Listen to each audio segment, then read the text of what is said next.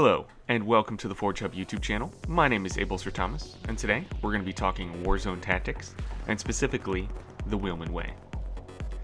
Now, the Wheelman way is a squad system that divides a team of 12 players into 4 squads of 3.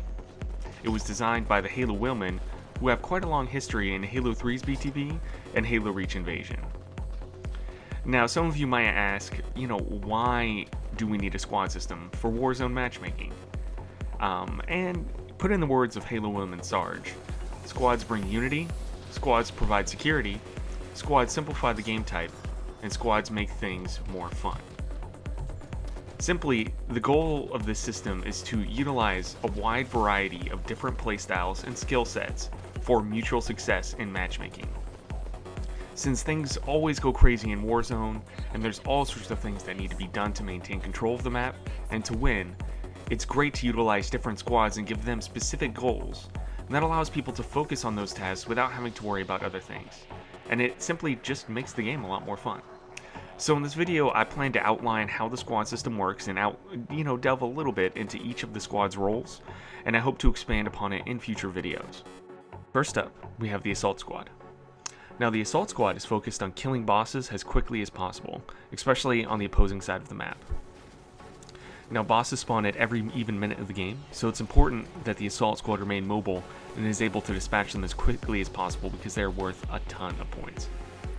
There are a lot of creative ways to quickly dispatch bosses, especially in the early game, such as noob combo, assassinating them in their spawns, or even slaughtering them with a Scout Warthog or Ghost. In the early game, the Assault Squad can pick up power weapons dropped by AI bosses such as swords and FRGs to assist the containment and the backup teams in taking forward positions, such as the mid-base or sometimes even the enemy armory. In the late game, all of the other squads focus on controlling the map, so that the Assault Squad can focus on killing those legendary bosses which can instantly change the tide of a game and score. Next up is the Backup Squad. Now, the Backup Squad is focused on responding to callouts, reinforcing objectives, and disrupting enemy movement throughout the map.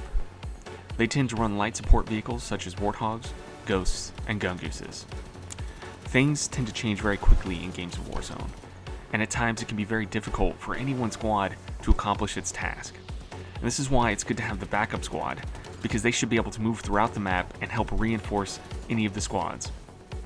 For example, if an Assault Squad is on the other side of the map trying to steal a boss from the other team, the Backup Squad can quickly get over there and run interference between the other team and the boss, allowing the Assault Squad to get those extra points. The Backup Squad could also, reinforce the Containment team who are trying to hold the middle, who are dealing with a player who had a powerful wreck, or dealing with a large flank. That brings us to the Containment Squad. Now, the Containment Squad's focus is really simple. They're there to maintain control of the map and kill as many players as possible.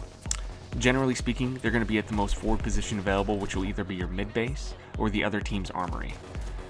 The Containment Squad uses team shot as well as light anti-infantry weaponry to kill as many players as possible and basically maintain map control. In the late game, sometimes the Containment Squad will spawn tanks to help push that line of control forward and assist other squads, but for the most part, the Containment Squad really isn't wreck heavy. They tend to just use BRs and ARs and other light anti-infantry weaponry. That brings us to our final squad, the Defense Squad. Now, the Defense Squad is focused on maintaining your team's armory and ensuring safe spawns for all the other squads on map.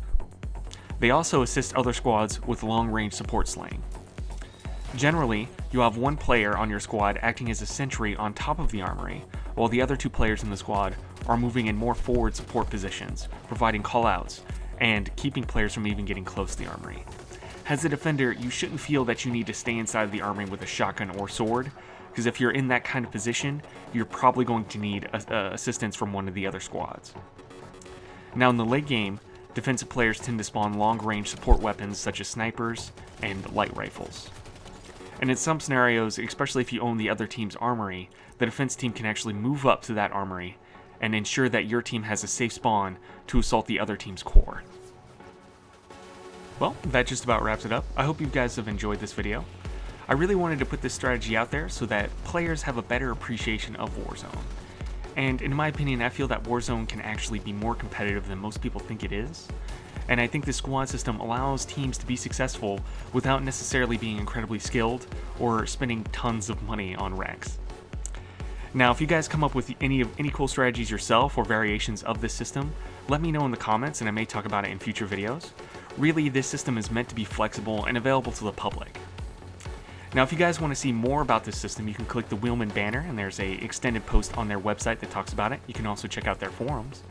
And if you want to check out the Halowheelmen YouTube channel, you can click that video link, and they have a ton of really cool Warthog tutorials and epic gameplay montages.